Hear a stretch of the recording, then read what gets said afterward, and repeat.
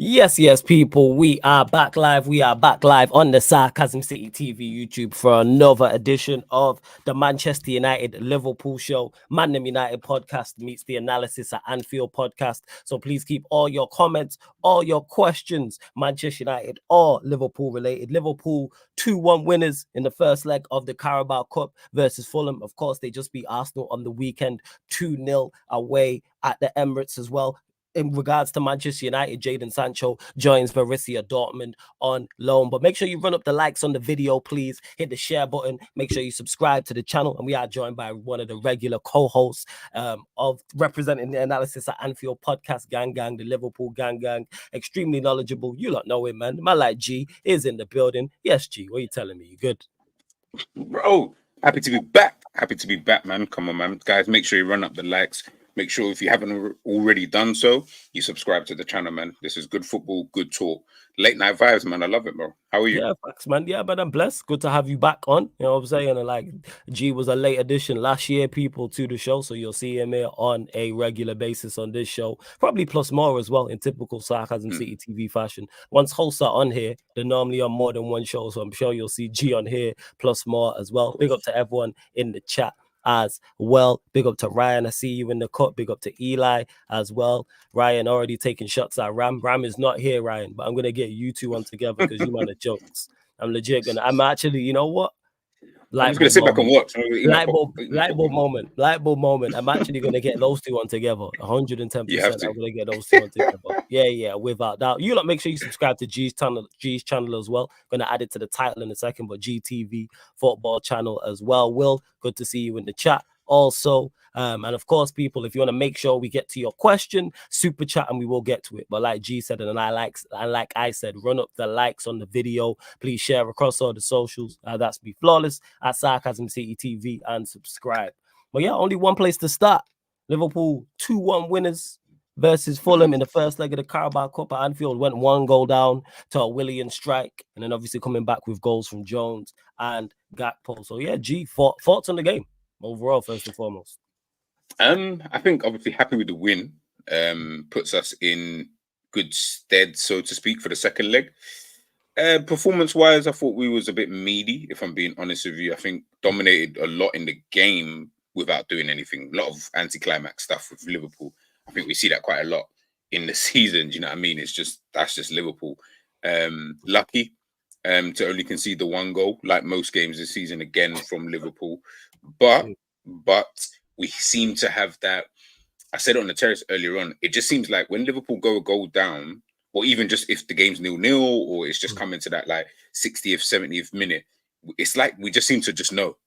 Like no one's surprised almost that Liverpool won 2-1, even though if you saw the context of the game, you know, we went 1-0 down in the game.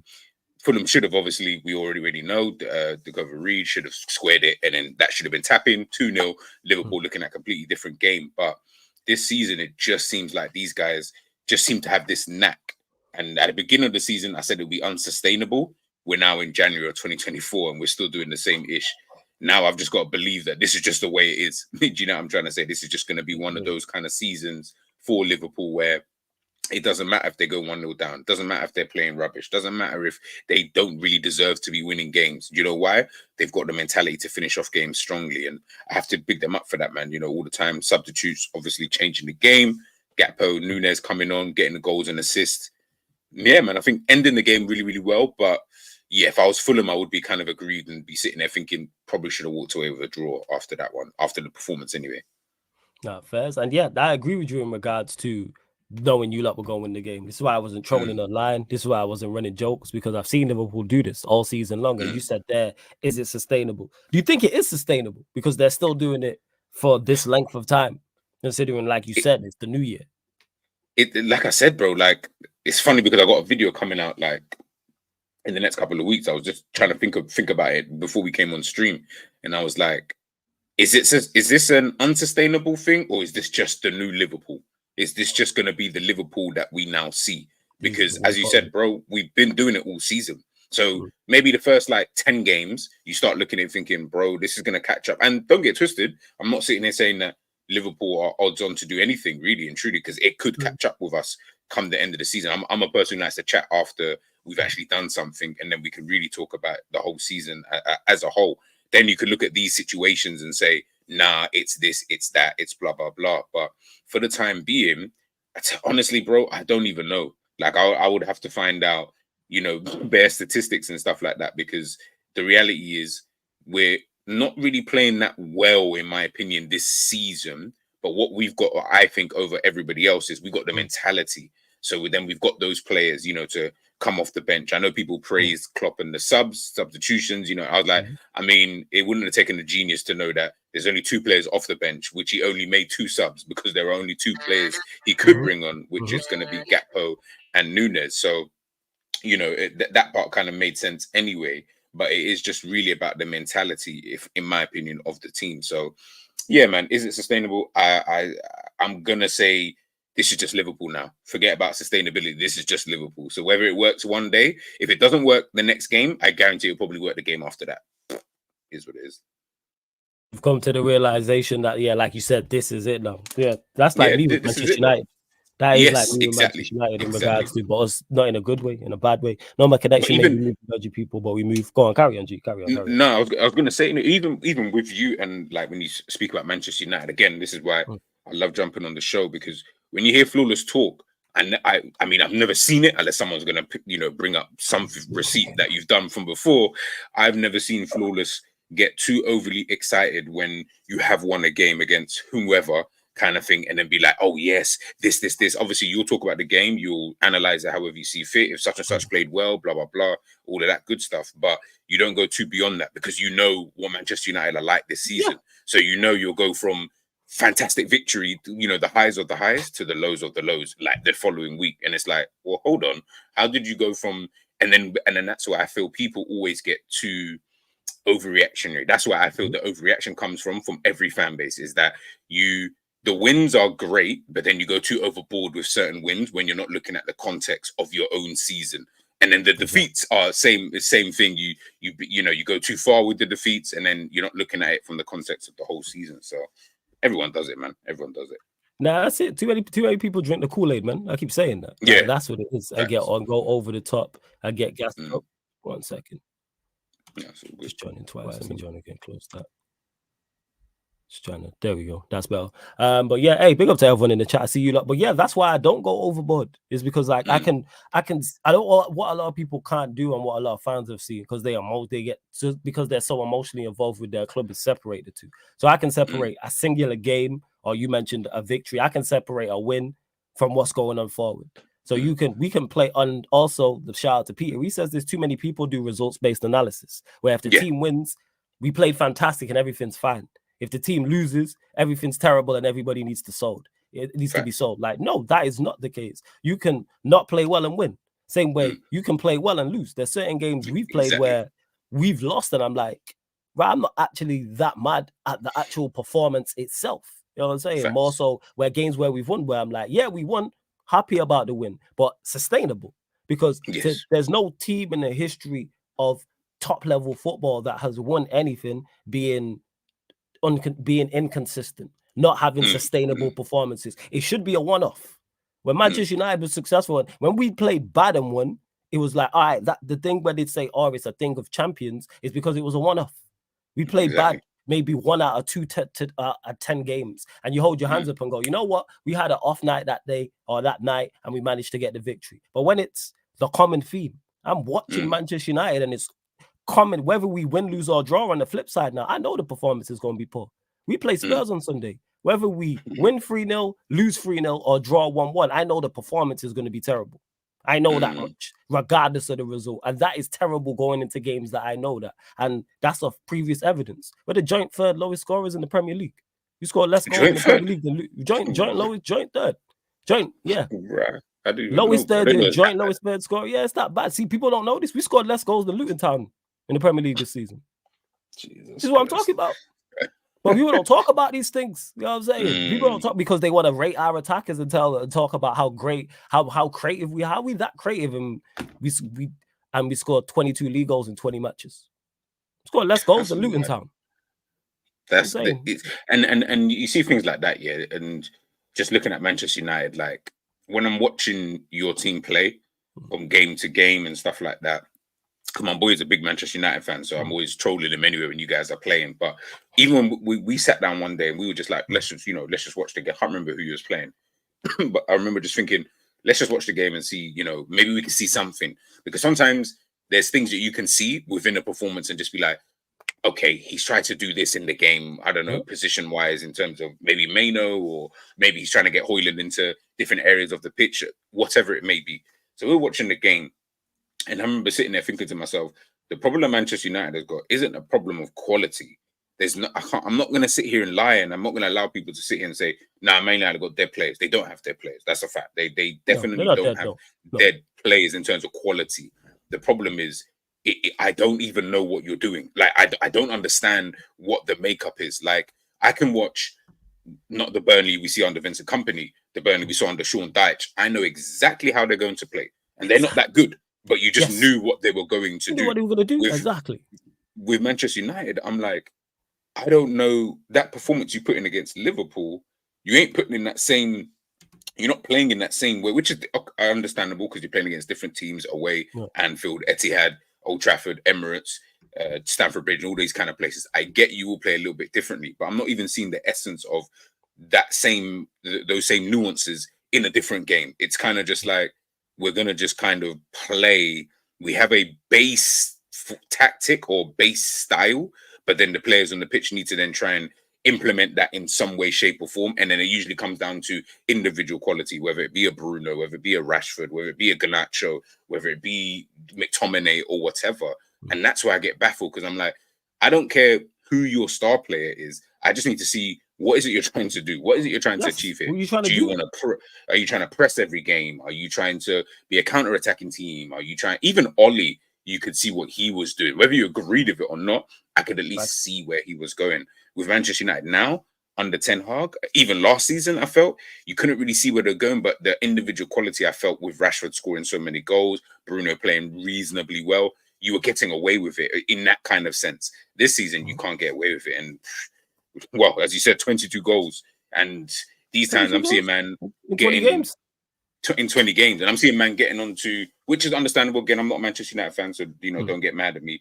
I'm seeing man getting onto Hojlund, which I kind of understand. But bro, if you're not creating the chances for the guy, I know he should score in certain moments. I get all of that. And there are situations I saw against Wigan the other day, he should be scoring those kind of goals. I get all of that. So you can get onto him for doing those stuff. But Jesus Christ, when man's got to have like one or two shots potentially in a game, and that's once every few games, he might be a bit rusty come those times, So you do need to maybe just, see it for what it is. But yeah. Yeah, I think it's both. Like with Hojlund, I've said this.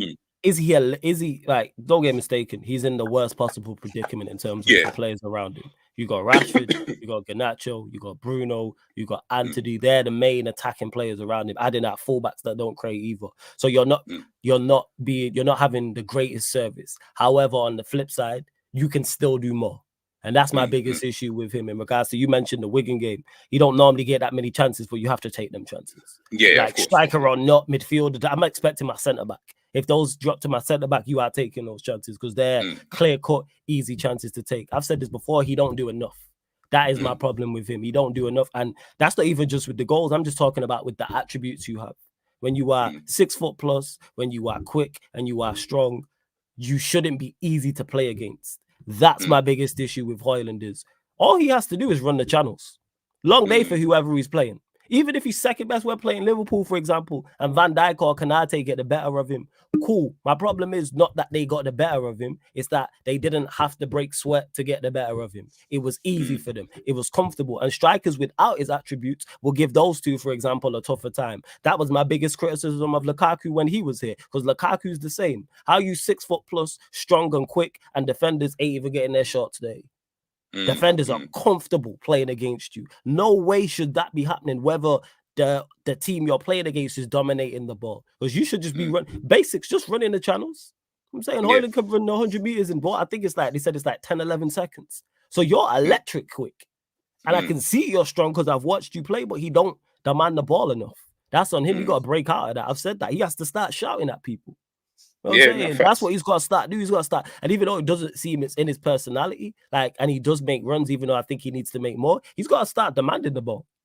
You know what I'm saying? When man don't pass him the ball, you got to start shouting at man. Like, that's legit what it is. But go on. No.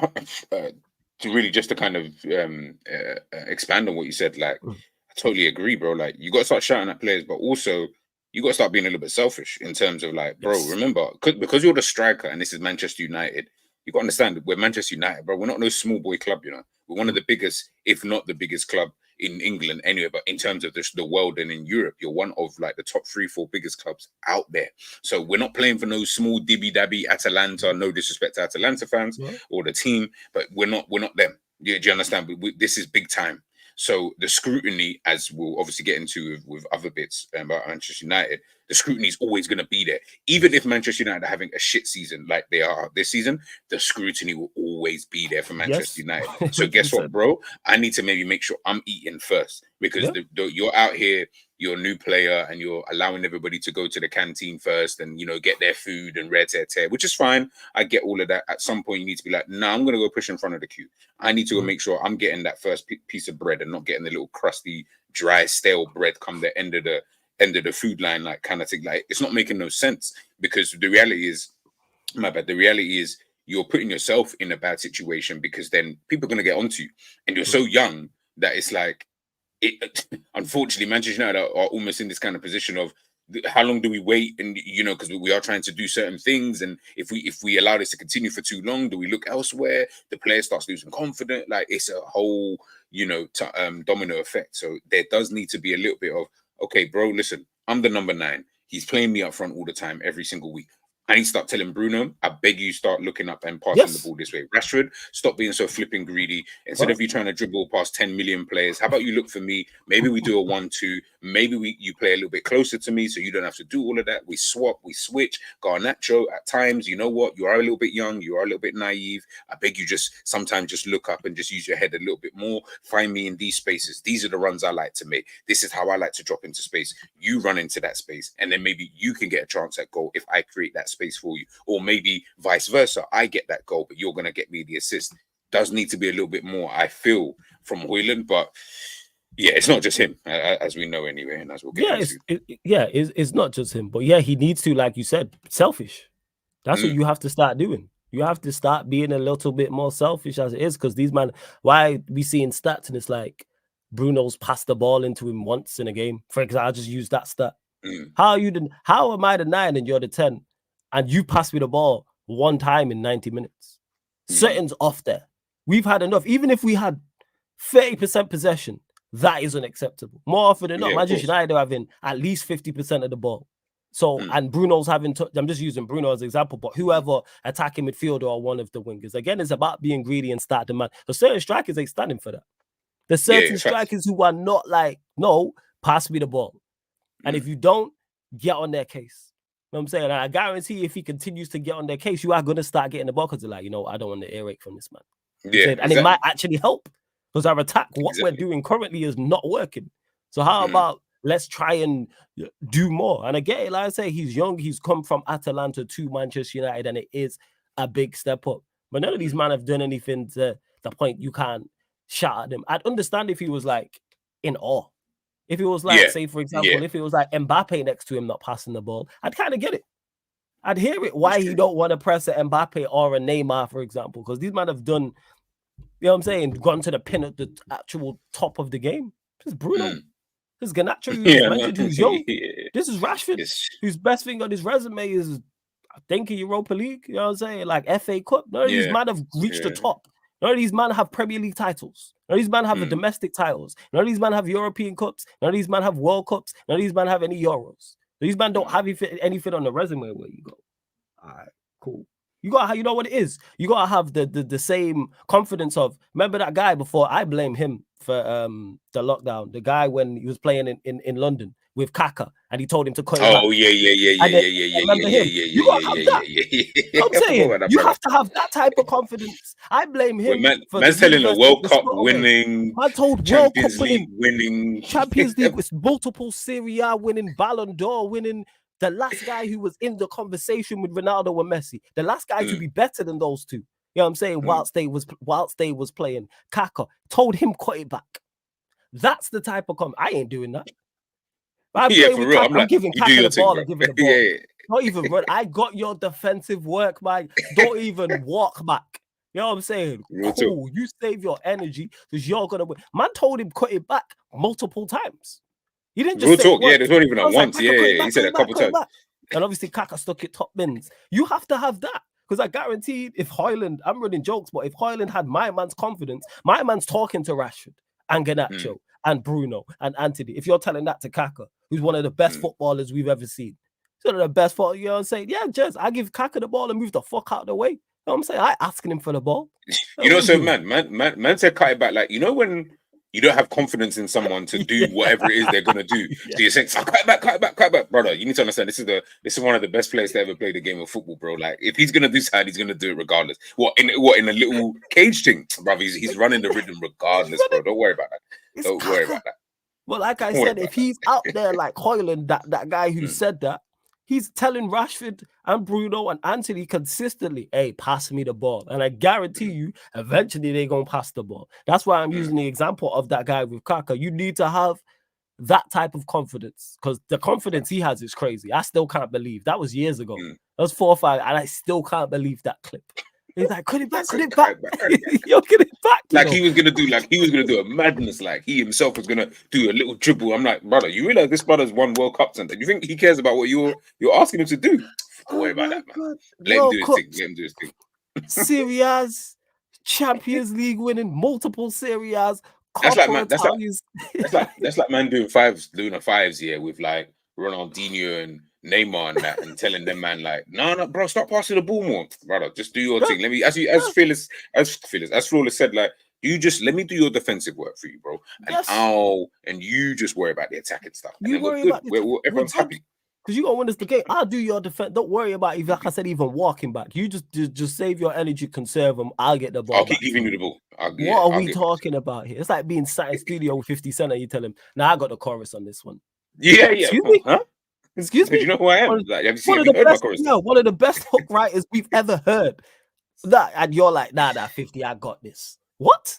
You want me to play 21 questions for you? Like, do you want me to play it again for you? Like, I don't know. Like, I'll be like, 50. What? You write the hook, the sub hook, and then we'll go from there. You got the first two. And then I will just supplement the rest of the track. What are we talking about here? But you lot continue to run up the likes, people. There's over 40 in here. We're only at 25 likes. So let's get up to 40 likes. Make sure you subscribe to G's channel as well. The link is in the title, people. The link's in the title. You just click the link and it opens up a new tab. One of the mods put G's channel in the title. In the comment section, please, as well. Continue to get your questions in. A Solomon, I see you. Big up as well. Niall, I see you. Just please keep all your questions, Manchester United or Liverpool related as well. Billy G asking about clubs. I'm going to run it probably at some point this week. Maybe weekend. I will be running trials for the pro clubs, people. So if you want in, let me know. You'll see me. I'll post about it the day before, at least as well. Warrior J says, what's your thoughts on Conor Bradley's performance today? Obviously, one of the youngsters who was out there. Yeah, and I thought it was good. I thought it was really, really good this evening. He put in one of those typical youngster performances. You know where man's got better energy. He's excited, but he was enthusiastic, but also he actually played professionally in that sense. We've seen Conor Bradley before, so it's not like this is his debut or anything, but yeah, I think I don't like going too far with him. I don't look at him and think he's a long-term option for me. I feel like he's not that good, but tonight he was very, very good in what he had to do. I think Robinson down that side as well, he just was kind of couldn't really play the way he wanted to. There were a few times where maybe he got the better of Bradley, but overall, I know that was a tough game for Robinson down that side. And I know Willian, I know he likes to float and stuff like that, but even he, at times down that side, was a little bit like, I don't really want to battle this brother. Like, he's got way too much energy and way too much enthusiasm for my liking. I'm going to let someone else deal with that. So I'm going to drift into the middle of the park. But yeah, man, he was very, very good, man. I have to big him up today still. No, fairs. And Warrior Jake goes on to say, who do you think will be Liverpool's front three when Salah is not there this month? Because obviously Salah is going AFCON. Well, has gone AFCON, I should say. I believe he's travelled now. So who do you see the front three being going forward? Or do you think it will interchange on a game-by-game basis? Or let me go one further. Is there a front three you would prefer where you go without Salah? This is clearly our best front three. if Salah in what I would go with Yeah. What is would you go with? What's your preference? What do you look at and go, yeah, this is the front three I want to see?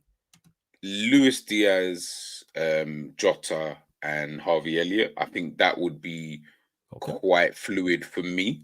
If I'm being totally honest, if I didn't play Luis Diaz, then I'd play Gakpo in that position.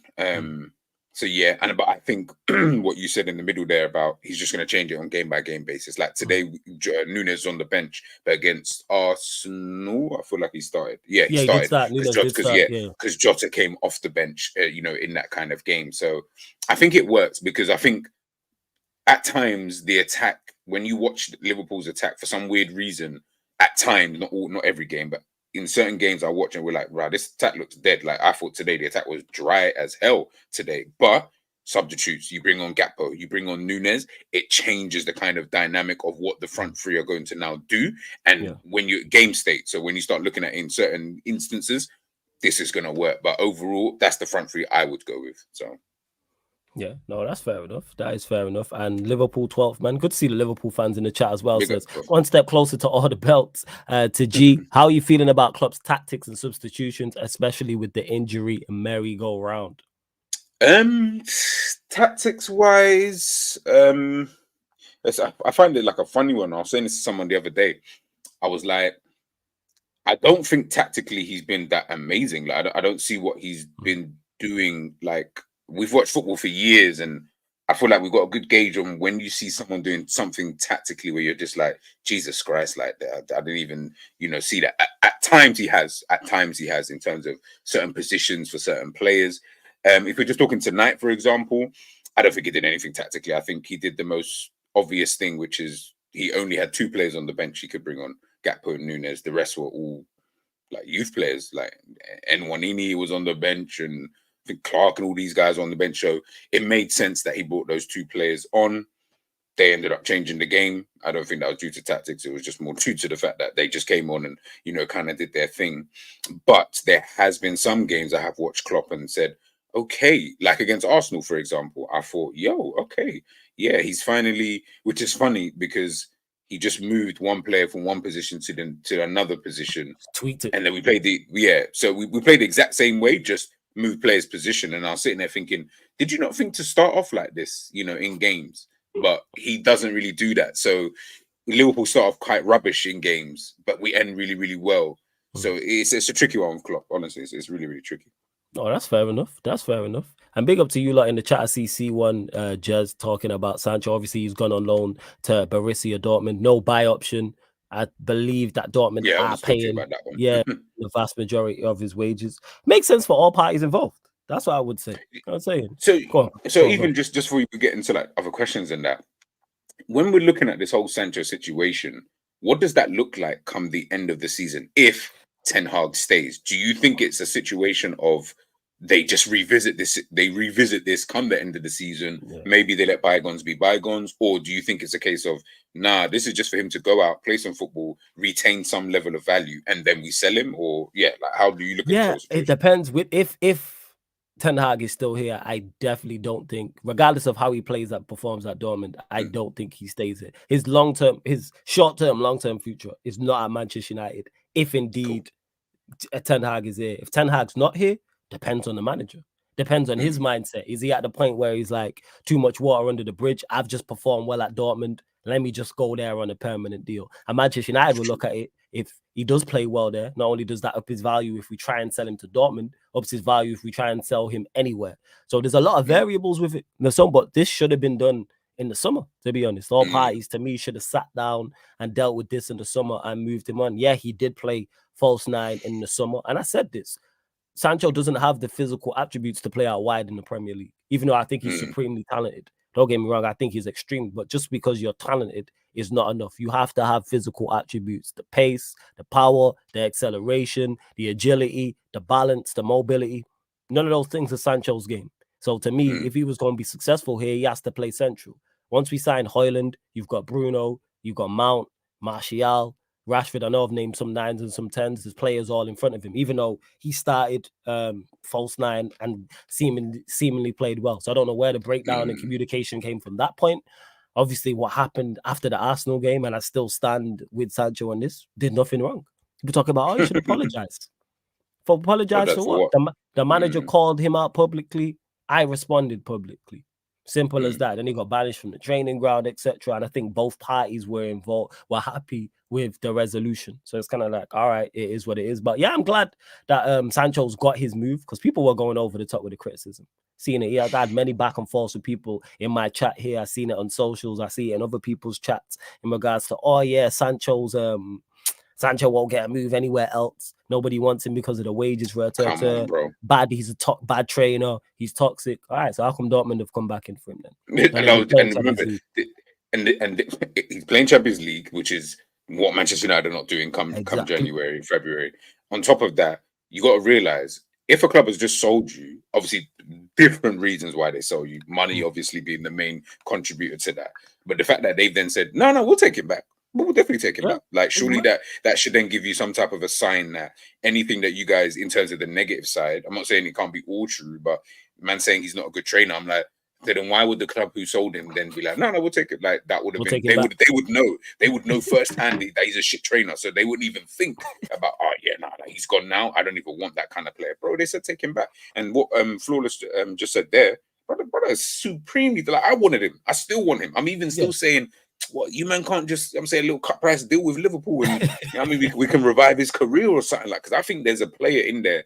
When you watch certain players, I think with certain players, and this is probably why I don't see it with Nunes, is that some players, I feel like you can just see the quality, like just within them, you know, without, even when they play bad, you're just like, I can see you're just quality. Like there's something about what there's a je ne sais quoi about you. Like, man, you got that little kind of thing. Something about you. That's it. I feel like he's a quality player, man. So I'm hoping to go to Dortmund, do your thing. Let's just come back and then get your move to Dortmund permanently. Fuck it. Yeah, and we'll see. And Jess is even saying there, Dortmund tried to get a buy option in, but United wanted to retain his value. And yeah, that makes sense, because there's so many, because we don't know what's going on. One, we don't know about the manager's future. Obviously, the ownership is taking over as well, and the next manager may come in and decide, you know what, Sancho's my guy.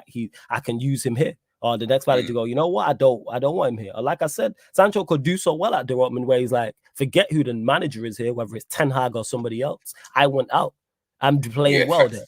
Because if he plays well there, he can force himself back into Euro contention for the Euros. Let's not forget that. I think a lot of people are overlooking that the Euros is coming up, and players might be looking for moves to be playing regularly to get back into their international squads. It's been mentioned with Martial. It's like Sancho is something I don't think people, until I've just said it now, I'd even think about it like that for Sancho. He could be looking at it. Same. Rashford's not in the best form. Neither's Raheem Sterling. He might be looking at it going, all right, maybe I can get in this squad. Highly unlikely, because we know Southgate picks his favorites, but why not? You never know with injuries. You never know what can happen. So that's what I would say. But yeah, with Sancho, the reason why I also option at least. Option is just in case. His talent. And the thing is, it's not, if he was 27, 28, I'd be much more critical. But he's not. He's still at the age where he can improve. So the fact that he can improve, I'm like, all right, let's see this. It's not like how I look at João Felix, where I'm like, you're supremely talented. I think he's extremely talented. But you got to deliver. You know what I'm saying? Like, you got, and that's where it is with Sancho. That's why I was critical of Sancho when he was playing here. One thing I will criticize is his performances on the pitch. Forget training. I don't watch training, so I can't tell you if he's a bad trainer or he's a good trainer. Where I can criticize is his performances on the pitch. Very similar to like a Hojlund, where I go, yeah, you're not in the best possible predicament, but you can still do more. Because I'm watching Mano in the same predicament with these same bad players perform. And he's 18 years old, 19 years old. And I'm watching him not only perform well, he's being a standout. And it's in the same bad system with the same average players under the same bad manager. So that's why I don't hear the excuse. Now, could Mano perform better with a better manager and a better system and better players? Absolutely. But it's still no excuse to perform poorly. You should still, if you're good enough, perform to a level. That's what I always say. That's why I don't hear it. Or everyone else is bad. So because everyone else is bad, it's an excuse for you to be bad. I thought you're a quality player. Mano's doing that. Mano's showing that now. He's in the midfield with McTominay and Bruno.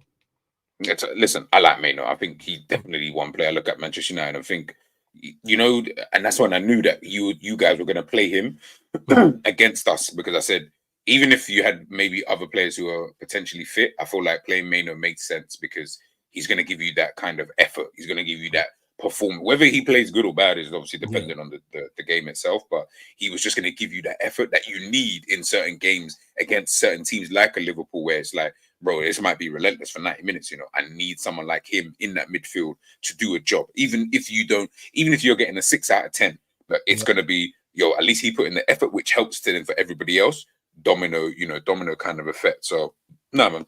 And it makes sense what you're saying. And the crazy part is, the only reason why he played against you lot is because he was the only, he had 3 midfielders available. It's the only, he wouldn't have played. Exactly. That's why I was like, he stumbled across it, and then he changed it the next game, and we got beat against West Ham. It's crazy. And this is it. And that point you just made there quickly before you move on about the training team. But I'm tired of people telling me about their inside training shit. I can give 2 shits about what players are doing in training, because I've seen like left backs in training, slap it top bins. Like, this is crazy. Come to a game, you look like you're you look like you've never kicked a ball in your life before when it comes to the shooting thing. So I think when it comes to the training stuff, I hate what people say, and they're like, oh, bad training, bro. Eden Hazard, Mourinho will tell you himself, this guy was a dead trainer, like one of the deadest trainers. John Terry's spoken about it. John Obi Mikel's spoken about it. Bro, the guy was a dead trainer. Guess what? He's one of the best players to ever play in the Premier League. So I don't feel like the whole training thing it's not as big. If you kick ball, you kind of already know when you're good, you're just good. Sometimes the training thing is just the training thing. Yeah, I mean, leave that for like the Hendersons and the man like that, like to kind of improve and do what they need to do. Nah, for real, I hear exactly what you're saying. Big up Ryan in the cut as well. Yes, Ryan, what are you saying? You blessed first and foremost? No, where's Ram? No, where's Ram? No, where's Ram? Ram can't make it. Ram can't make it on, unfortunately. Is Ram ducking? Guys, you know what? In his defense, Ram is not ducking. It's well known. People, just for everyone who may not know, Ram can no longer make the late shows, but you'll see him on like Q&As and stuff on weekends and that because of work. That's why. But I need to get you. Ram, quit your job. I need to get you and Ram on the same on the same show. I'm definitely gonna get you and Ram on together, 100%. 100%, because you might be going back and forth a lot, bro. I have to be honest. It's just random. But yeah, anyway, Ryan, thoughts on the game before we get to, your Ryanisms. You know what I'm saying? Thoughts on the game. Tonight's game. Yeah, tonight's game. Yeah, man, Ryanisms. You know what I'm saying? Like, everyone knows what it was just a bit meaty, innit? Like, it was just meaty. Like, first half was so bad. Like, it was making my eyes bleed, innit? Like, genuinely, it was like it wasn't as if they were like destroying us or anything. They got a goal, but like we just didn't have a clue how to break them down. Like, we didn't have a clue how to attack it. It literally felt like it was like Fulham 1, Trent Alexander-Arnold FC 0 at halftime. In it, do you get what I mean? It was like you could see the difference without having Trent, even more than a Salah. People look at it and you say, "Oh, you don't have a Trent and a Salah." It was more Trent, to be honest, because basically everything we do going forward goes through Trent. Do you get what I mean? When we play, like, everything, he's our main source of creativity, and you could just see the difference. Like, Bradley actually had a really good game. I was impressed by Bradley actually, but he's not Trent because no one's Trent. Do you get what I mean? Trent's is a generational talent for a reason. So there's always going to be a drop off when he needs to be replaced, and you could definitely see that. And again, that's no dig at Bradley because I actually thought he played really well, but yeah, we just didn't have a clue how to break him down. I thought we started off the second half quite well, but then they had a really good spell as well. Just after we actually made the changes, Klopp made the changes, and I thought the changes took a bit of time to work, but eventually they worked. Yeah, and we got some luck as well, that deflected goal. But then once that happened, the momentum was with us. We got a goal very quick, and to be honest, we probably should have killed the tie off, to be honest with you. Nunes chance, couple of good openings as well. So, yeah, we might live to regret that, but it's good we're taking a lead into the second leg. You just don't want to go in level or behind at the end of the day. It's good to go and take a lead there. It means Fulham also have to chase the game at some point in the return leg, which could suit us going the other way as well. So, yeah, I'm a bit disappointed we didn't kill it off, but at least we're going in with the lead. That's what I'll say. But yeah. Yeah, that's fair. That's a fair. And that being said, we ain't even spoken on it, so we'll get your thoughts on it, Ryan. The FA obviously threw in the cat. Well, second leg you won today, semi-final, first leg. So second leg coming up against Fulham, but through to the next round in the FA Cup, beating Arsenal. So thoughts on that game overall, because it was eventful. Definitely a game of 2 halves. Like, I'm still laughing about how we actually managed to win that game. It's so funny. It was so funny. Like, I was just laughing. It was, like, first half, I think Klopp got the lineup wrong, the starting lineup, Gakpo in midfield. Like, Look, Gakpo in midfield, it can work against your Brentfords at homes and your Bournemouths at homes. But when you go in Arsenal away and these sorts of places, it ain't going to work, bro. Let's be real. It's just not going to work. Balance was all wrong. The problem was we couldn't handle their high press in the first half, especially against Arsenal. I think that's where we really missed Virgil that game. Also, not because of his actual how good he is as a defender, but also his passing ability. That ability to play that long diagonal to whoever's on the right wing, whether it was Salah, it would have been Elliott the other day. Obviously, we really missed that. So they were winning the ball up high against us so many times, creating chances. Sorry, I just got a bit of a cough. Good fun. Yeah, and they should have been, 2 or 3 up. Havertz is a criminal for them, let's be honest. But I think we all knew that. But yeah, we rode our luck, and Klopp's changes were really good that game. So yeah, fair play to him, man. Fair play. That's fair. G, same to you as well, because we're going to get to that. Obviously, winning away at Arsenal, I was saying, can take add into their crisis. Yeah, listen, it's always good to add to Arsenal's crisis, especially when you win at their ground as well. They can hold that for a sec. But I think what Ryan said there, I kind of agree with that, really, because I said it already. I said it's money heist, but in football terms, like the way we were able to just walk in and fool everybody into thinking that we were going to lose that game, and then walk out with a clean sheet and a 2-0 victory. That's mad. And that kind of shows you how poor Arsenal were. Do you get what I'm trying to say? Like the missed chances and whatnot. Listen, when we played against you lot, all anybody kept saying was, oh, Liverpool deserved this, Liverpool deserved that. That's why I always say keep it consistent. That means Arsenal didn't really deserve it either then, because they dominated that first half. They if you look at it, they should have scored at least 2 goals, in that kind of first half, but they didn't. And then Liverpool ended up scoring. So who deserves to win at the end of the day? That remains to be seen. You can pick that one out yourself. But yeah, that game was a proper weird one. I agree with Ryan. He did get it wrong in that first half in terms of the way that we played. I think we couldn't handle their man-to-man marking more than anything. That's what they were doing a lot, man-to-man. And we just could not handle it. We just couldn't break it, kind of thing. And I think Ryan's right. Having Van Dijk there probably would have helped with that, because he almost becomes a player that nobody ever marks him. No one ever really tries to really press him. He was the only defender centre back who could bypass the press. Yeah, that's what I'm saying. Yeah, and we don't have that. Konate and Kwanzaa. Kwanzaa's good at, he can pass the ball out, but he's not a Van Dijk in that kind of sense. Even though I thought he played well in that game. But yeah, second half, I think we played a lot better. Just trying to remember. Yeah, we played a lot better. I think the subs. Yeah, I think in that game more tactical than anything, because he saw Klopp's not stupid, he's a clever man. Like he understood, that first half didn't even make sense. Like we're not getting anywhere near these guys. Like we're actually just not even getting near them, and they're starting to overload us in certain areas of the pitch. And really and truly, at points in the game, they're just doing long balls in behind the defense all the time. Like we need to sort that bit out, in terms of the way that we either press, either we drop, either we get tighter to players, a bit more movement, within the team.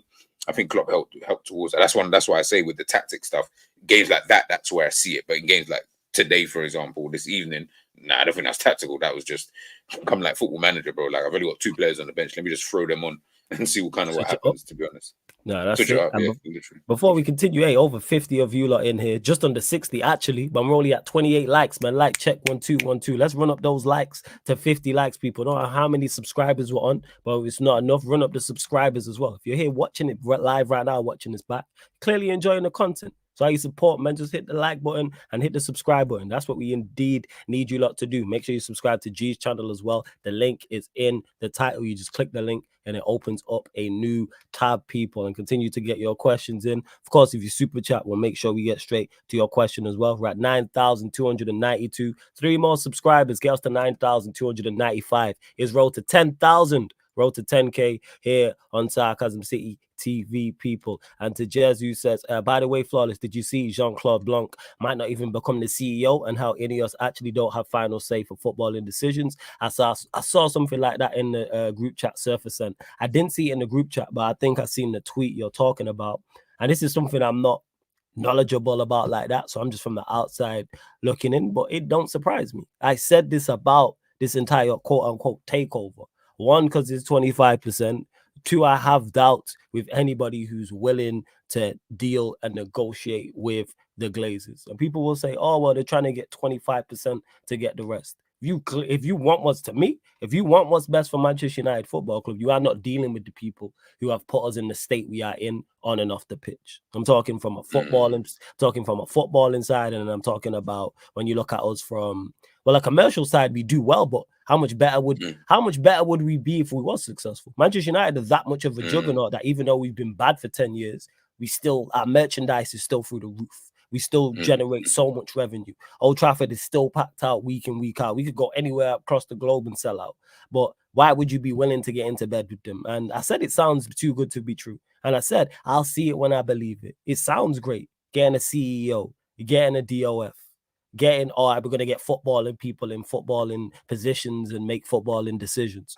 I bet. Show me.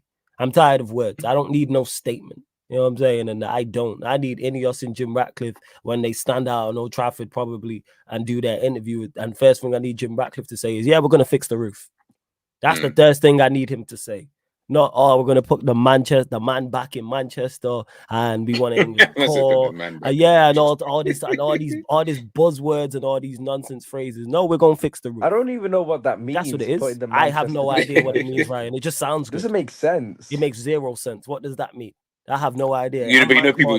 Some people like play on words. Yeah, and that. Like maybe he's trying to. Yeah, you're just trying to appease the fans. Like, I'm not fussed about all that. Like, do the basics. Fix the roof. We're gonna modernize the stadium. If he says those things, I go, all right, that's a step. And with the 25%, I had my doubts on that anyway. Because like Kaneki keeps saying, can you own 25% of a house? Can you own 25% of a car? How much footballing decisions they have, and now they're saying it's in regard. But again, I'm not the most knowledgeable on this, people, so I'm not 110% sure how all the inner workings is. I just want to see the results. Where is this? Like, all right, let's see a CEO in. You're a fan at the end of the day, bro. So that's not your job to be worried about all of that stuff. Like, facts. It's only because you do content why you'd even be remotely that interested anyway. To be honest with you, because outside of that, then you probably wouldn't be that invested, bro. I'm trying to see you, as you said, the basics. Where fix the roof, my bro. Like, man can't be coming. And also, you're not packing up your food, man. Can't be seeing you guys in the news and that. I'm hearing, I'm like raw chicken. I'm like, chicken, things are bad at Manchester United, bro. Raw chicken. Like, I can go, you know what I'm saying, kebab shop near me and the chicken ain't raw. Like, what we doing, man? What we do? You can go to a dodgy kebab place near you where you're like, yeah, that looks good. I guarantee the chicken ain't raw. What we doing out here, man? You know what I'm saying? And that. What we playing at, people? So like I said, I'll believe it when I see it. And I'll tell you, says 25% doesn't give you a lot of power, to be fair. And again, that's just me from the outside looking in, just looking at the deal. Forget the ins and outs of it and it being at Manchester United and it's Ineos working with the Glazers. If you have 25% or something, why is the person who owns the 75% you're going to give you all the power? Like, to me, it just doesn't sound true. But we'll still believe it. And like you said, it's because I make content that people ask me about these things. It's like, all right, let's see. But I want the decisions. We're going to find out within the first, well, not we. I say I'll know in the first month, 2 months. Because I want to see some, if I see some movements in regards to upstairs, I go, okay, you lot are trying. But make sure you bring in a CEO who has a resume. Same with the DOF who has a resume, etc. Yeah, go on, G. You see with Manchester United, I've said this already. For me, you see, that's why I wasn't bothered. Like, if you was to get like the Qataris and when that all that kind of stuff was going on. For me, it was never really about that. It was always like the world are gonna have to start caring about Manchester United if they get certain decisions right, because you're still bigger than everybody else. What 95, 6, 7% of England English clubs, and even just Europe. Let's say maybe like 90% of Europe. You're still bigger than them. You're still generating money. So money, it's not about the money. I think people were getting too bogged down with, if we got the Qataris, we can buy Mbappe, we can buy Kane, we can bring Benzema back from Saudi and we can put him up front on the bench. I'm like, no. It's not about the money. You guys probably still do that now if you really wanted to. Just wouldn't really make potential sense for the team in itself. Your problem is the stuff behind the scenes that was happening in Manchester United. So as you say, upstairs, recruitment, player recruit, like Jesus Christ, your Player player recruitment. recruitment has just been all over the gaff. Like it's either we're going for the PSG thing where we're just signing all the big stars, the Radamel Falcaos, the Ibrahimoviches, players of this kind of ilk, or we're gonna go for this, or you're gonna go get Hojlund, where it's like, okay, cool. So you've gone literally full circle, and you haven't even gone to the middle bit, and then gone to the end. You just gone from here to here. So that is so key. Sporting director, we're gonna get a really good one, someone who's good at finding the kind of players that we potentially need, but also handling the deals. Are they good at negotiating these kind of deals? I feel like that for Manchester United has gone so left, because even the deals that you have done, I'm like, nah, I know my team would have got less than that, I know we would have paid less than that for my man. We ain't paying no 50, 60 million, whatever it is you pay for Mason Mount. Now, we'll give you 20 mil, and then we'll give you the rest in some crazy installment package. Just over exaggeration, people. You know what I mean? That's what I feel with Manchester United is missing. And then, on top of everything, I think then, of course, it's easier said than done, and there's not abundance of these guys out there, but they are out there.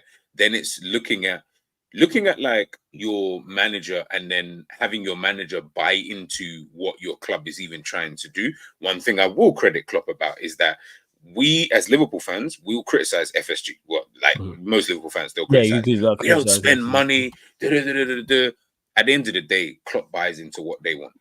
And Klopp, whether he does, he's not going to agree with everything, just like you wouldn't agree with your girlfriend or your missus every single time, but you still love them. And that's how I feel like it is with Klopp. He might disagree in certain instances, of course. Nah, I want this player. Like, nah, I don't want that guy. Like, let's only spend this much, whatever. Those things are always going to happen. But he buys into them, and they buy into him, which then allows for the growth of the relationship to then get bigger. Whether you're super successful or not, it allows for that. I also don't really feel like that's the relationship with Ten Hag and the board. I almost feel like it's kind of strained, and it's like, again, like your girl, we don't even really see each other. I'm always working. You're always out. On weekends, we don't really chill. I give you money. You go out and buy whatever shoes and dresses that you want to kind of, wear. And every now and again, I might see you, on a random day to be like, oh, let's go get something to eat. Like, it's that kind of feel I get with Manchester United at this moment in time, whereas they're not really building that kind of relationship. But then again, these things happen from behind closed doors. From when Ronaldo outed everything that was kind of going on behind the scenes, that should have been a call to everyone to be like, we need to pattern this shit up. See that roof? We need to get that leaky roof to get sorted out. What the crazy part is about everything Ronaldo said? Everybody knew. Anybody who's been watching, any Manchester United fan who has just been, you don't even have to be the most knowledgeable, just been watching. Everything Ronaldo said has been spoken about on this channel, not necessarily just for me. Every single Manchester United content creator you lot watch has probably, I can't even say that. Every single Manchester United content creator I work with or that has been on this channel, well, there's the same difference. No, because they're not. Yeah, I think the vast majority. But yeah, anyone you see me connected with who supports Manchester, I've spoken on this. It's obvious about our recruitment and how bad the hierarchy is and the roof and etc., and all those type of things. This is well known. This is very well documented. That's why I didn't even give Ronaldo no credit for it. You know why? Because he only did it because he wasn't playing. Because he was here for a whole season. He was here for a whole 12 months and said nothing. But because you was playing and scoring goals, you was okay. That's why I give him no credit. Because then all of a sudden, when we're actually performing better on the pitch, because bear in mind, we had our worst ever season with him, people. Man didn't say nothing. All of a sudden, the Glazers were a problem. The fact that Manchester United didn't want to win were a problem because you was the guy scoring all the goals in the limelight. But then when we actually perform and have a better season, one of our better seasons in years, all of a sudden, because you don't like the manager and you're not playing, it's a problem. Bear in mind, Ronaldo, one of my favorite players of all time, one of my favorite Manchester United players of all time. But that I have no time for. That's what I would say. And you mentioned it, G, and R10's mentioned it in the chat in regards to paying 30 million for a player instead of paying more money, because teams know. Oh, if you ask Manchester United for more money, they'll drop the bag. I've said it before. We got to start walking away from deals. Yeah, what City do. City will set a price, and if that price is too high, they'll go, you know what, now we're not interested. We'll look at Paqueta. Look at Rice. Look at Rice, for example. They did the same thing with Fred. They was interested in Maguire, the list. They were interested in Corella was another one. They will set their price. Say their price is 60 million. They're not going above 60 million. We'll set a price and then go above it. And then on top of setting the price of going above it, it's for a player that is not even that good. Mount's a prime example. If we really Mount's deal was running out in 2024. If we really wanted him that bad, which I don't know why. And I know it's how everyone's gone quiet on that in regards to everyone is like, oh, Mason Mount, this and that. And I get to that in a second.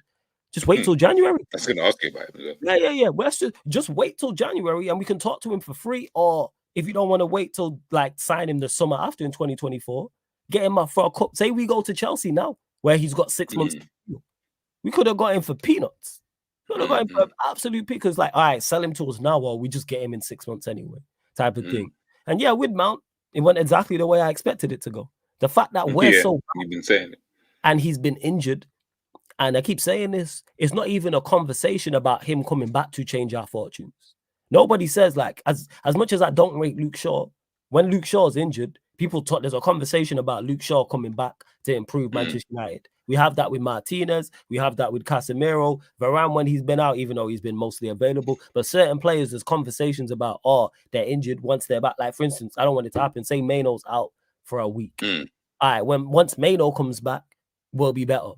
None of that with Mason Mount.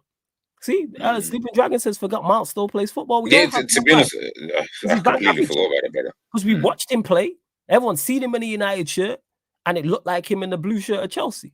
People, I keep saying this, people think people put on the shirt and it becomes the super serum. People think this is the super serum soldier, super serum from Marvel, where you take it and you become super strong and super fast and etc. etc. It's not the that vibranium is strong. That vibranium, people think it's that. People rarely think you put on the shirt and he was going to transform. I keep saying this. Why? He was bang average at Chelsea. Why was he going to come to Manchester United and be better than bang average? Bear in mind, even if you rate him, we don't have the best possible platform for him to succeed because him and Bruno in the same midfield don't work. So what are we talking about here? Bruno's going to play because he's the captain, whether you rate him or not. So why you look at that and go, all right, well, it's Bruno and Casemiro. You know who's the perfect fit for that? Mount and Bruno do the same things. Bruno's a better version, even though I don't rate either, but Bruno's a better version. So why was he going to come here and succeed? Now, if it was Casemiro and Amrabat, for example, and you put Mount in there, that's a better platform for Mount to succeed. Still not a good enough midfield, but it's still better. But again, people get lost. And I've seen this. I don't know what it is recently. It seems to be this summer. I don't know if I've just noticed it to now, where people will go along with signings just because a club's doing it. I'm watching it now with Timo Werner, who's an awful player, and that's an awful signing. I watched it with Mount. I watched it with Kai Havertz. I'm seeing it with Gallagher. They are four players who are not taking you anywhere. But yet I've seen people defend all of these four players and go, yeah, I can see it. No, we can't. They're awful. Let's just call a spade a spade. All four of them are awful.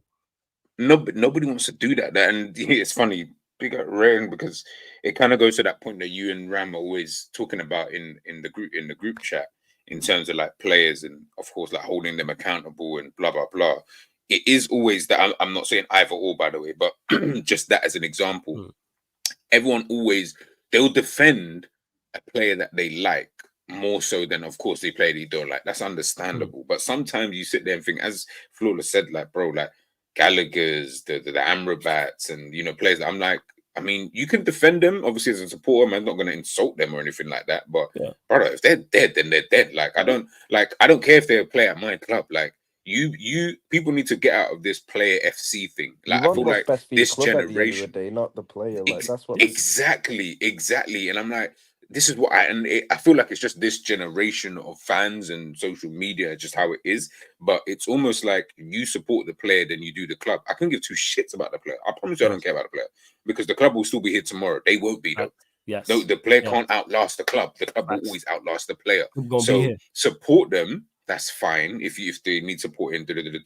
But if they are dead, then just, as Flawless said, call a spade, bro. Like, man's not fighting with you. I don't even care about the player. Like, I don't know him. Like, so I'm not gonna have that level of care for him. So I care more about the club. And if I feel like that player is detrimental to my club, then of course I'm gonna call it out even more so because I feel like you're hindering me.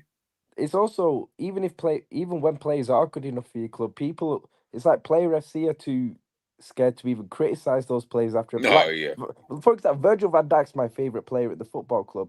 He was stinky today, bro. Let's be real with it. He stunk today, innit? He was at fault for the goal. He was at fault for the goal. I admit it. He's my favorite player, but I admit it.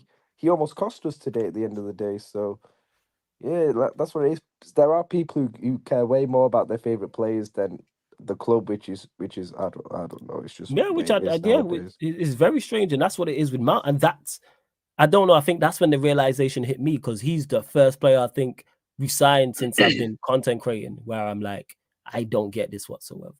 Players who come from outside of the country, I can hear, because we're not watching them week in, week out. So if a player comes from La Liga, if it's Serie A, if it's the Bundesliga, Eredivisie, wherever, even if they're not in the best of form, we're not watching them week in, week out. We're not analyzing them week in, week out. If you are a Manchester United fan or just a fan of football, like, because all our the vast majority of us, like, you've already mentioned it, G, all my brethren are Manchester United fans. Guaranteed that most of your man them are football fans. You know what I'm saying? Whether it's of Liverpool or, so you're talking about your players. Bear in mind, people, I talk to Chelsea fans on a regular.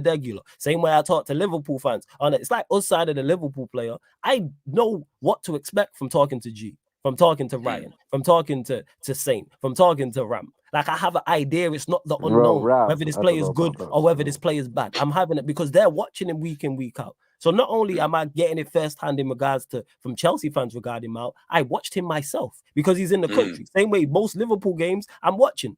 You know what I'm saying? Most Arsenal games, I'm watching the ups. It's not like they come from Brentford or West Ham. I'm watching to see what's going on. So when we signed him and people were like, oh, it's a good idea, I was like, why? Show me the positives. Where I still can't forget why? the show that you did with on Big Six. Big up the Big Six family. Big Six. And when you was talking about the Mount thing, and I think someone, I can't remember who was not arguing the point, but like basically trying to back it. And I was just listening to Flawless. I was just like, bro, yeah, Flawless is not feeling this brother at all. At all. And I was thinking, well, we never know. And obviously, of course, we don't know what's going to happen with any player. And someone could come in and change your mind. And of course, if they change your mind, then they change your mind. But so said, so done, isn't it? Like, yeah, I'm saying, like, now we're here in this position. Brother's injured, and whoever said that in the chat earlier on about, I fully forgot about him even being at Manchester United. Because he's made no imprint. Like, even in the few people say, oh, he's not played many games. That's a problem. That he's played a few games. Injury, though, that's another thing, availability, because I don't even know what his injury is, but he's made zero impact on a poor outfit. You can make an impact on a poor outfit. Like I said, I mentioned Luke Shaw. Luke Shaw's injured. It's a conversation. You can make some form of impact. Diallo's barely played for us. There was a conversation. Diallo's now back. There's a conversation about Diallo. Like, what are we talking about here? And I said it, people just people ran with it because we did it. I always say it. If I would have said that after we lose the FA Cup final, nobody's trying to hear it. If I would have turned around and said the next very day, you know who we need to go and get for our next season after winning the Carabao Cup, finishing third, losing the FA Cup final, Mason Mount, nobody's trying to hear it. Nobody's trying to hear it. But all of a sudden, because United want to do it and Ten Hag want to do it, it's a good idea. Same with Arsenal and Kai Havertz. I said the exact same thing. I couldn't believe they did that after what we did with Mount. And I said, this is a terrible idea. And even when he was in a good run of form, I said, all right, he's in a good run of form, but he's not a good player. Fast forward to Arsenal, Liverpool, who's one of the players receiving a lot of the criticism for them losing that game. Kai Havertz. Gallagher's the same. Werner's the same. How much more? I keep saying this in regards to some players. How much more evidence do you need to see where you can assess a player and see where their level is at? Like, Mount's been here.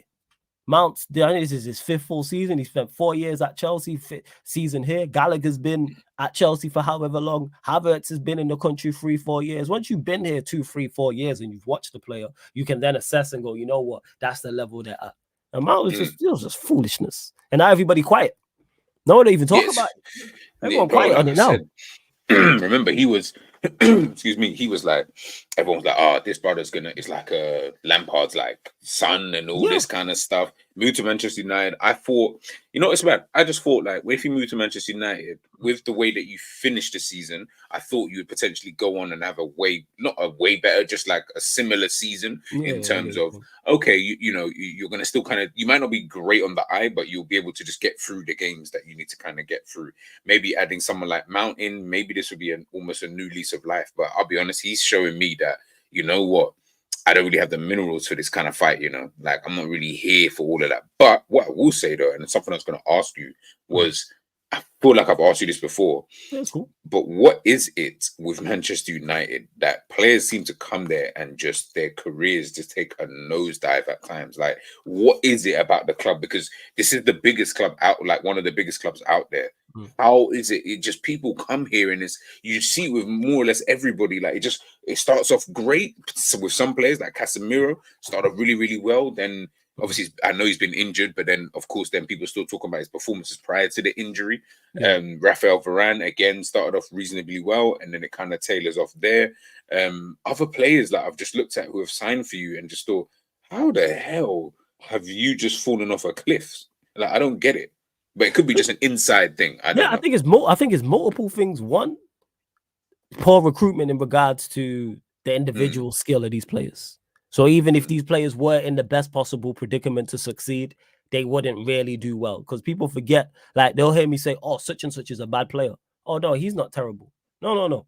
He's bad for where we're trying to go to. Manchester United's aim, the money we spend is to go and compete and win Premier Leagues and Champions Leagues. You don't spend 400 million over 2 summers. You don't spend $1 billion over X amount of time going to try and compete for Europa Leagues, FA Cups, League Cups, and top fours. You are aiming for the creme de la creme. So when I say, oh, this player is not good enough for where we're trying to go to, certain players are good enough. If we're trying to fight for top 4, yeah, this team could do it because they've shown it last season. Absolutely fine. That's their ceiling. 4th, 3rd, Carabao Cup, FA Cups, League Cups. But we don't have one of the highest wage bills in Europe for that. We haven't assembled one of the most expensive squads for that. No, it's to be the creme de la creme. So I think one, it's the individuals, and then 2, they're then thrown into a system that is not beneficial to them. Because it's not even about having a system, it's about having a system that is beneficial to them. Like Hojlund, for example. As even though I think he's limited and I think he's bang average, he is not in the best possible predicament when you look at the players around him. Who's the foil for him? We got Antony, Rashford, Bruno. They're the 3 behind him. That's Ten Hag's main 3 that he's starting with. You're gonna starve. None of those are creator first. You can maybe say Bruno, but even he likes to shoot on site. Like even though his goals and assists are dried up, but the 2 wingers in particular are what's it called? The two wingers in particular are cut inside and shoot. Then we got fullbacks who don't really create. So who's really creating for Hojlund? Mount, who I just mentioned. As much as I think he's a bang average player, the system is not set up for you to succeed. Antony, as shocking as I think you are, it's not the best possible system for you to succeed because of the way we're trying to play. And that's what it is. The only players who had success, who are the players who are individually that good. So, for example, a Casemiro, well, we've even though he's been poor this season when he's played, even the systems failed him. Varane, who's actually, I thought, played well this season. But again, Varane, one of the best centre-backs we've ever seen. So that's what it's taken. It's taken one of the best centre-backs we've ever seen to come here and succeed. And the list goes on for all our signings. Even Eriksen. Eriksen is good enough to play where he can succeed in a double pivot. Should Eriksen be playing in a double pivot? No. Should be playing in a 10 with a free roll. But he's good enough to play in a double pivot from an individual perspective because he's technically good enough and his ball IQ is good enough. But there's no player I look at who we've signed under Ten Hag where I go, we've gave you the best possible predicament to succeed. You have the players around you that help you. So then it's more so relying on the individual quality of them. And if you're not individual, if your individual quality is not Casemiro, Eriksen, Varane, throw Martinez in the mix, you're going to suffer. And that's why you've just seen players die here. That's what it is. Because there's no set way. Like you mentioned earlier about Sean Dyche, Burnley. You know exactly what type of player is going to succeed in this team. Well, flip it. Look at the Everton side. He's where he's got him playing now. Yeah, like we know we can all sit here, us 3 and the rest of the chat, and go through every single player in the Premier League of every other of the 19 teams, and we can decide whether they would fit what what Dyche is doing at Everton or not. Like they want Hannibal on loan. I said that makes sense. Makes perfect sense for a Sean Dyche team. Energetic, run around, close down, hard worker. He needs that, yeah. Especially if he loses like a no to like a Arsenal. That fits as a squad player. That fits exactly what Sean Dyche is trying to do at Everton. Like it fully fits. Now, if they were to sign, I don't know, does Eriksen fit there? No, he doesn't. No. Eriksen's a miles better player than Hannibal, but it's about does he fit whatever and they're trying to do? Absolutely not. No, he wouldn't. But Hannibal does type of thing. So that's where it stems from with it. So your player, as you said, your player, which then goes into the player recruitment stuff that you were speaking about earlier on, where it's just nothing is really, really working. But again, that's why I then also look at the man. It's a lot. And the manager's doing it because we sign names, and that's the biggest issue. Yes. You should in 2024, you should not be signing names. you should be signing profiles. You know what I'm saying? Why is it in the summer, go get me Mount or nothing else? If you really want Mount, why, I don't know.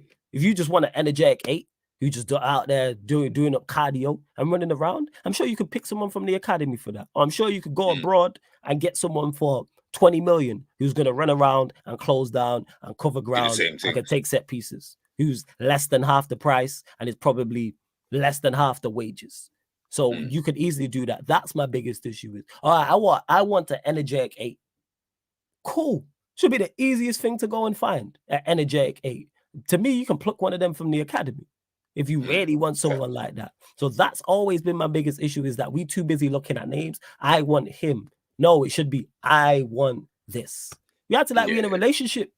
I want that girl. You know what I'm saying? Or looking for a relationship. That makes sense. Man say that. I like her. You know what I'm saying? But then again, even on the flip side, some man them have preferences. You know what I'm saying? And that some man them have profiles in regards to the women they like.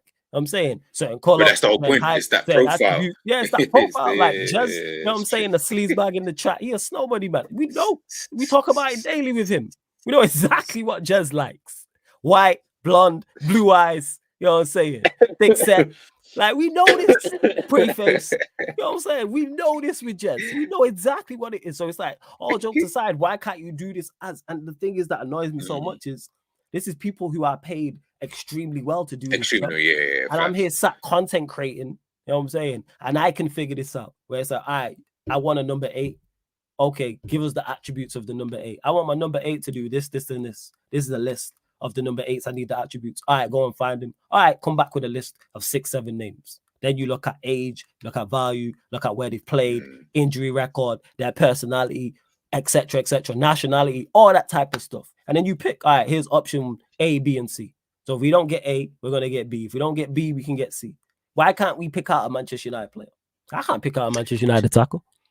It does seem like when you guys have been trying to do this player recruitment stuff, it just feels like it's just so wishy-washy, bro. Like, honestly, I genuinely sit there and just think, like, I don't feel like you have profile. As you said, you don't have profile. Dip, man, but big up you, man. Oh, Ryan, big up, every no, single time, No, Ryan, bless up. It doesn't feel like profiles. As I said, it genuinely just feels like, okay, we're gonna go for biggest name that we can see who is available. Okay, cool. So who's the biggest name that we can find that's available? Mason Mount, obviously, in terms of the name and profile of the player, English player, plays for Chelsea, won a Champions League, England, all of that kind of stuff. It sounds good. It almost seems like a PR stunt with Manchester United half the time. Like, you're doing things for this good PR, but then the PR comes to bite you in the ass at some point in time, all the time. The players that you sign, because, as you said, you sign one of the best centre-backs out there. Guess what? What do we hear this season? Him and Ten Hag and Varane having a couple issues, blah, blah, blah, blah. Cool, whatever. Casemiro, you sign one of the best defensive midfielders out there. Again, what do we then? You're not even hear too much, but then what do we start seeing with his performances? Okay, his performances starting to a little bit shaky this season. Okay, fair enough, blah, blah, blah. You sign probably this, in my generation, the second, and if you want to say joint best player we've ever seen in Ronaldo, and somehow you were able to fuck that up in such a way that it just went so sour that this brother had to just keep it moving. Sancho, one of the brightest spots, again, another big name, another player who was obviously touted for big things. Look at the situation, over there. You signed Ollie had so many many about that. Sorry to cut you off. Ollie had no idea what to do with him. How you chase someone for 2? We chased him for 2 windows, 2 summers. Two summers, and didn't know what to blame. I don't even blame that. Obviously, that I don't blame in a Ten Hag sense. I blame that more in a sense of that's like just everything everybody else. Like, and it just doesn't make sense with Manchester United as a whole, and that's why why I asked you, but also why I then look at everything and I'm like, I don't understand why you guys are in this position when reality, the fundamentals should be there. But again, I'm speaking from the outside looking in. I don't know that maybe the fundamentals are just not actually there. So now when anybody, because bro, we've gone from David Moyes, I remember you had Ryan Giggs as like a interim for a little while. You've had Louis Van Gaal, you've had Michael Carrick, you've had Ole Gunnar Solskjaer, you've had Ralph Rangnick, you've had Jose Mourinho, you've had obviously now Ten Hag, like Ollie, you've had bare managers in this period of time. And the maddest thing about this is it seems like you're just going through as many managers as you possibly can to find this formula of getting this one great manager who's going to do a Klopp or whatever, and then just going to turn you into this, that, and the third. I'm like, remember, Klopp was only able to do Klopp, one, because he's a good manager, but two, the fundamentals are there. Yeah, the The setup's there to help fundamentals him. need to be exactly, because The Klopp setup's can't do it without that setup. He can't Yeah. sit there and be like, oh yeah, I can just do this and I can do. No, the setup needs to be there because it's going to take two to tango in this situation. So when I need the help or whatever the case may be, this is the profile. Okay, you know what? We don't have the money that Manchester United has, but you know what we do? We know what we will do? We'll hire the best fucking sporting director who's out there who just knows football and analytics. Like, he understands that world of things. We'll go and do that because we can't spend the money that these guys can spend. But guess what? Maybe we can start finding value for money instead. So that way we don't have to spend 80 million on Paul Pogba. And I love Paul Pogba a lot. I think he was a really, really good player. But it's these kind of things that I don't think you guys are doing. And that's what even bugs me to a certain degree, because I'm just like, bro, like, you guys are just moving kind of just weird. Crazy. Like, it's even it's I can't even kick a man while he's down anymore. I'm just like, bro, it's boring, like, trying to cuss Manchester United, because there's not really any point. What am I gaining out of this? It's not fun. Chat to Tom Little. You know what I'm saying? He's always got a bar for us. Yeah, He always got I know. bar. Yeah, Shout out to Tom. That prick. Big up, Tom. He always got something to say, man. This guy always got bars for us. Shout out Tom Little every single time, but all the time. He's always got something to say. And that's the crazy part, is it's too name based. How you go from we want De Jong to let's go get Amrabat. Not talking about exactly. Yeah. I'm talking about the profiles and what they do. That makes no sense. Or going from a De Jong to like, all right, we're gonna go get a Mason Mount. It makes no sense. Let's go and chase players of at least of a similar profile. This is what don't make no sense to me. But yeah, we suck. You know, that's just pretty much what it is. Hey, big up to Sunshine as well. Says big up. Hope you're having a great night. Hope you're good too. And yeah, no worries, man. I got that. Continue to run up the likes, people. We're closing out in the next 5 minutes or so. We're still not at 50 likes. We're only at 45 likes. 5 likes. Guys, yo. How many people in the chat? Over 65 people. No, you know what? So you're lucky if Flawless saying, unless he's got some music there or something. There's no way that we're 5 likes off and there's over 60 of you. Like, if there was less, I would give you a blight. There's 65 or 60 of you in here, man. 5 more people just need to smash that like button. Yeah, man. Come on, man. Likes. I see you speaking dragon as well. Run up the likes, people. Run up the likes and hit the subscribe button as well, man. We still not had no new subscribers on this show, and we're still at 9,292. 3 more subscribers, people. Whether you're watching this live now or watching this back, big up the audio listeners as well. We'll get your thoughts on your next game as well, which I don't believe you play. I think it's not this weekend. I think it's the weekend after, because some teams are having a break, so you don't play till Bournemouth away the 21st of January. So I know it's tough, but like, prediction for that game, obviously Bournemouth in one of the informed teams in the league, actually. But yeah, will be a tough game down there. But yes, thoughts? I think even looking at that game, I think it's going to depend on how many players. Like, they're going to be like Fulham, tough game. They're so awkward to play against. Like, they're just an awkward team for us. Like, we seem to struggle against teams like they won 4 out of their last 5. And there you go. You get what I'm trying to say? They're in good form. They're in good nick. And I think with Liverpool, especially, I think we always struggle anyway against these low block teams. That's not calm, but that's just the way it is. But some of these low block teams can also kick ball. So because they can also kick ball on top of being a low block team, you're like, this ain't like old school. You just used to be low block and that was it. So you weren't necessarily like, you knew there was only really one way that they were going to score.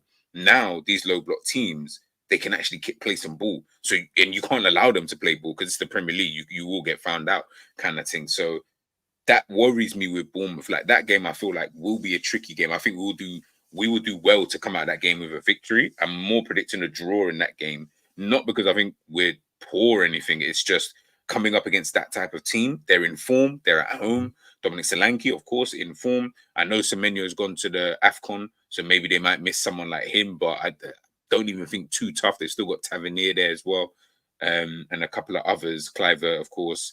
I feel like it's going to be a tricky game, bro. I can't lie. I honestly believe it will be a 2-2 type of game.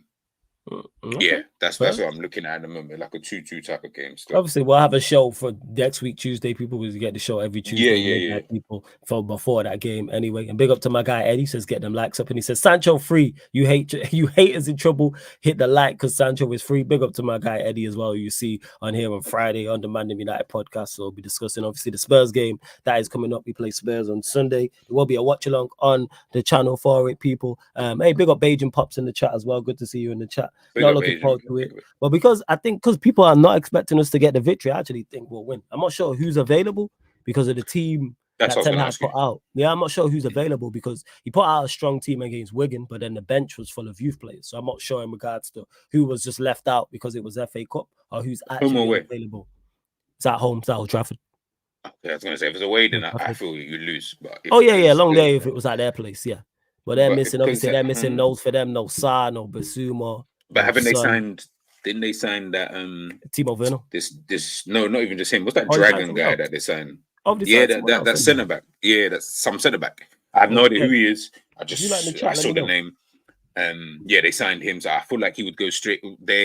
I see some fans talking about him going straight into the squad. I don't know if he starts, but just straight into the squad for you lot's game at the weekend. But I think looking at that game, what do you think the scoreline would be then in a game like that? I can see us winning it like 2-1. I can see that. Yeah, I can see like a 2-1. Yeah. And to RSV says Tottenham also have a good record at OT, like Man City, by the way, Flawless. Do they? I know they beat us there during the COVID season. I know they beat us there. But to my knowledge, they don't have a good record at OT.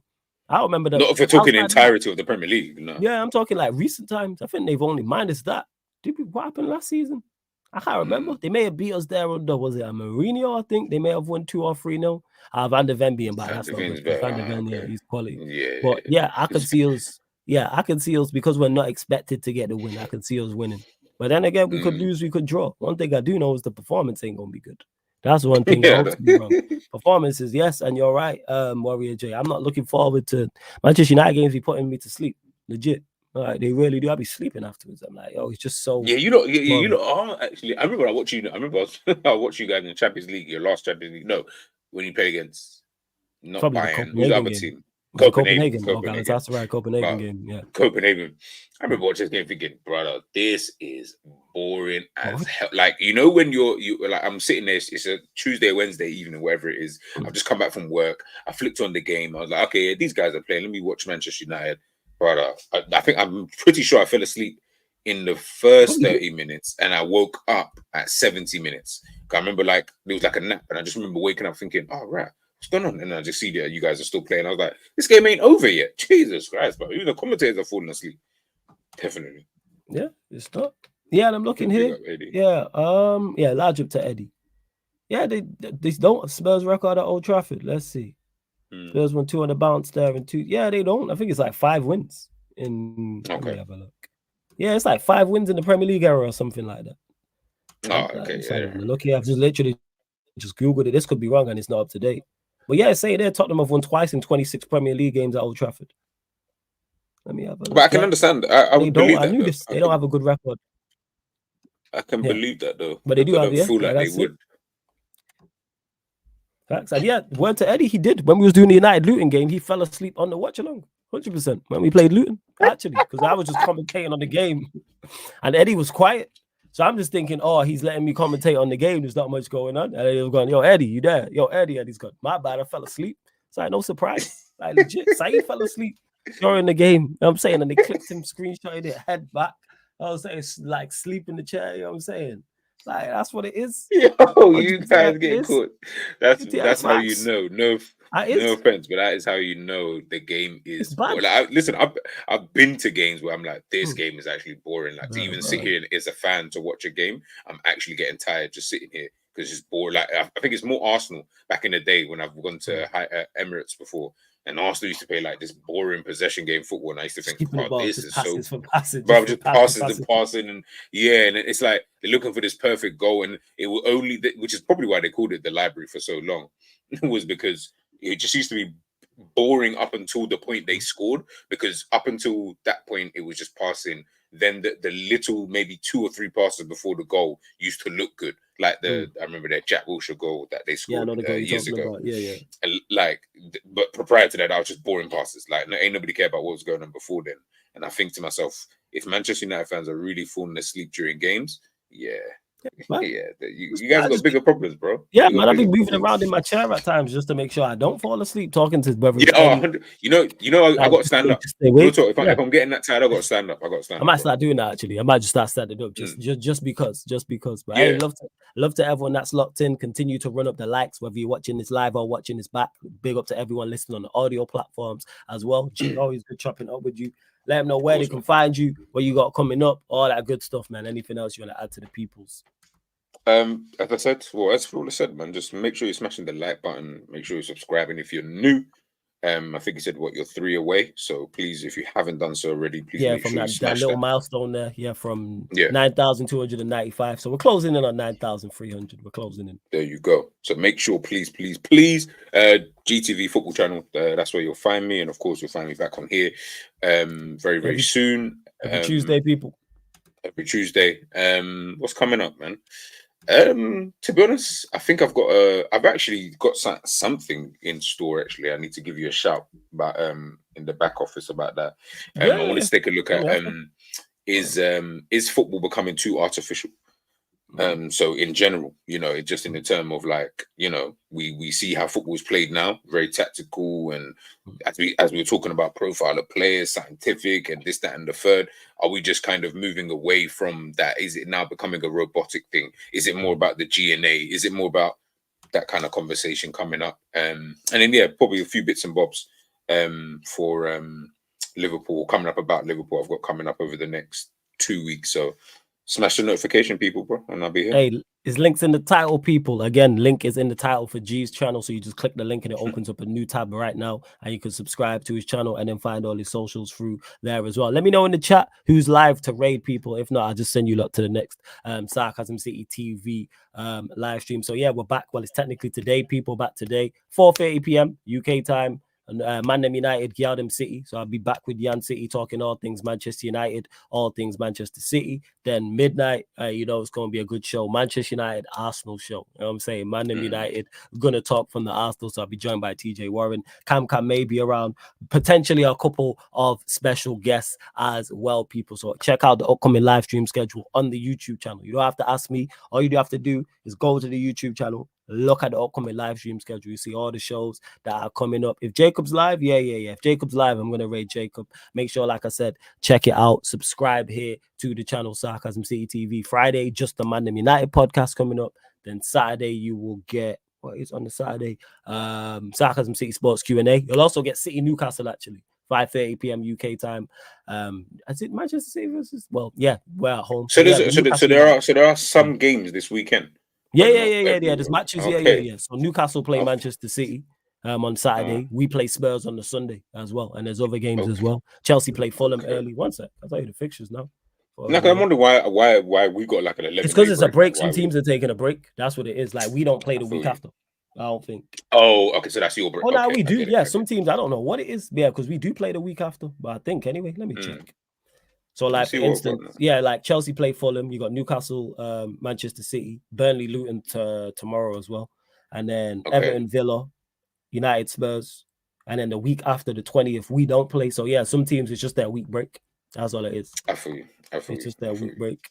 But yeah, man, like I say, love to everyone that's locked in. Don't forget, I dropped the links in the chat. We are available on audio-only platforms, people. So wherever you listen to podcasts, wherever you listen to music, type in Sarcasm City TV and this show, and all the other shows you hear on the channel, apart from watch-alongs, will pop up. So Spotify, type in Sarcasm City TV and make sure you follow us and 5-stars. Even if you don't listen to even if you don't listen to the audio platform, it helps. It helps us grow on the audio platform, same way you've helped the YouTube, the Twitch, and the gaming channel all grow, people. So Spotify, follow us and 5-stars. iTunes, Apple Podcast, all you iPhone users, 5-stars, leave us a review. Same with SoundCloud. But make sure you follow Sarcasm City TV Gaming as well. Someone asked earlier, we will be running more pro clubs this week. Not tonight, but we'll be running more pro clubs. I will be running trials as well for the Sarcasm City FC Academy. Plus, I'll be doing more gaming on there as well, people, as the year goes on. But love to everyone that's locked in. Like I said, back 4:30 p.m. today.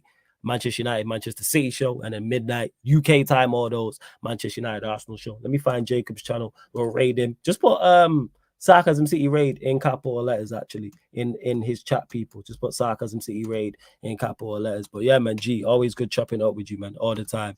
But yeah, we're Always gonna love, raid him. bro. Come on. Yeah, man, you already know. Well, yeah, Will. That's what I'm going to do, man. I'm going to get some sleep right now. But love to everyone that's locked in. This has been the Manchester United Liverpool show, Man United podcast, analysis at Anfield, podcast live on the Sarcasm City TV YouTube. Big up for tuning in. Peace.